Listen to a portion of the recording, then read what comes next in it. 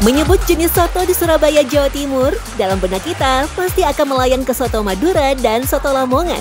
Dua racikan berbeda yang sama-sama legendaris ini ternyata punya sejarah panjang dalam perjalanannya.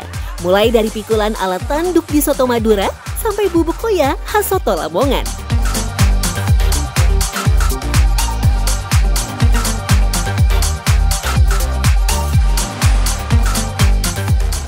Wih, mungkin dari sekian banyak soto ya di kota pahlawan Surabaya ini saya masih menemukan loh satu soto yang unik dan tua ini dari tahun 1947.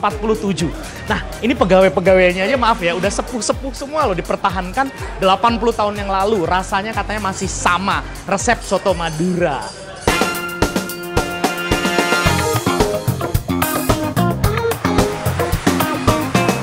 Inilah depot soto Madura Gubeng Pojok Asli di Jalan Kusuma Bangsa, Kecamatan Genteng, Surabaya. Sekilas terlihat sudah usang, bangunan ini menjadi saksi lahirnya soto jeroan racikan sang pioner almarhum Haji Ali. Sebagian besar pelanggan setianya adalah orang tua yang bahkan rela datang dari jauh demi menyeruput semangkuk soto jadul.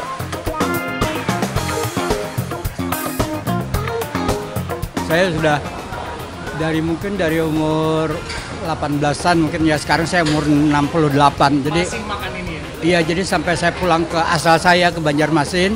Jadi setiap ke Surabaya saya sempetin di sini. Iya, sejak dulu saya masih sekolah ikut orang tua saya makannya di sini, soto Gubeng Pojok. Iya, kalau lainnya saya tidak mau. Soalnya rasanya tidak ada yang cocok untuk saya. Nah, iya. Sekarang usia berapa, Bapak? Usia saya sekarang 75, Bang. Berdasarkan catatan sejarah kuliner, soto Madura diperkirakan mulai dikenal secara luas pada awal abad ke-20.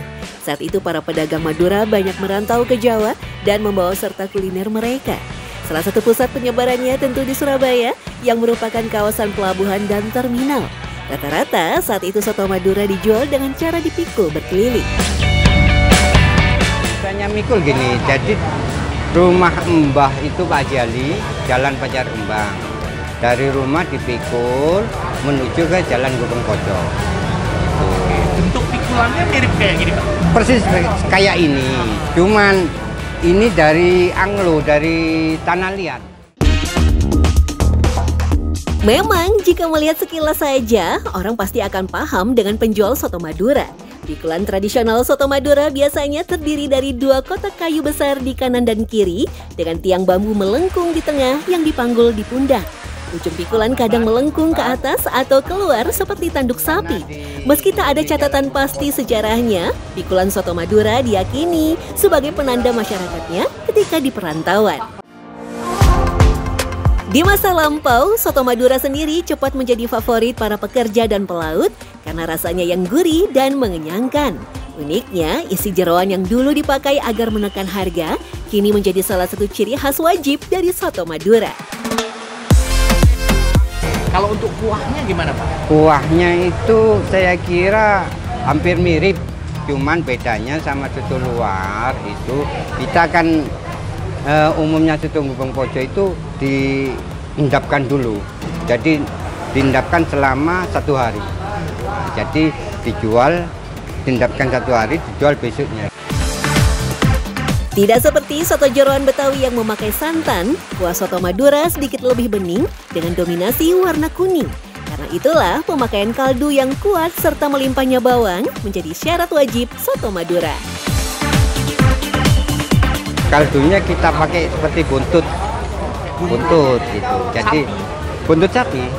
Buntut itu kan mengandung sumsum. Nah, jadi kaldunya di sana nanti gitu. Tetapi Surabaya tak hanya punya soto Madura, kota pahlawan ini juga punya kuliner kebangsaan plus kebanggaan lain, yakni soto Lamongan. Terkenal dengan kuah kuning yang menyegarkan, soto Lamongan memakai daging ayam sebagai isiannya. Kami mendatangi warung soto Lamongan Cato di Jalan Undaan Wetan, Kecamatan Genteng.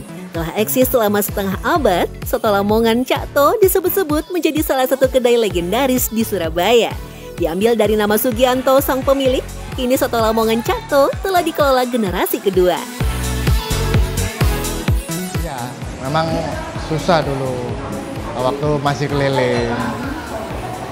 Sampai dulu tuh pernah jual sampai malam. Terus akhirnya dapat tempat itu cuman jualan sampai sore aja.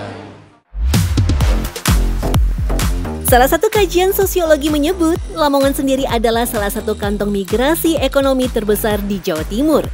Banyak warga Lamongan mulai merantau karena faktor ekonomi, lahan pertanian yang sempit, minimnya lapangan kerja di desa, dan semangat berdagang yang tinggi.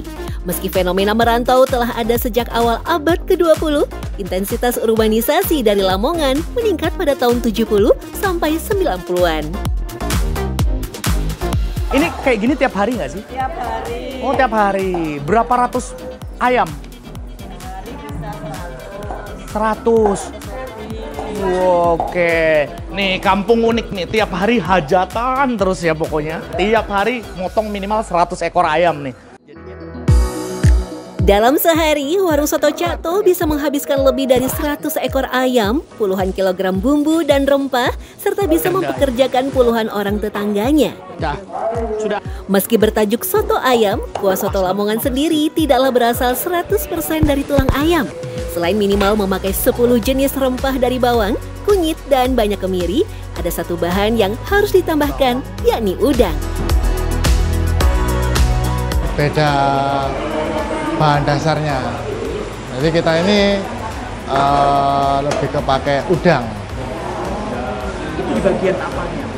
Di bagian kuahnya. Jadi kita pakai udang untuk menciptakan rasanya itu tadi, yang rasa yang strong itu tadi. Itu tulangnya nanti dimasukkan ke kuahnya untuk kaldunya, biar lebih kuat rasanya lagi. Meski terbilang unik, pemakaian udang membuktikan adaptasi para juru masak soto Lamongan. Saat ayam kampung masih mahal dan terbatas, udang kering dan goreng menjadi pengganti penguat rasa yang ekonomis dan tersedia.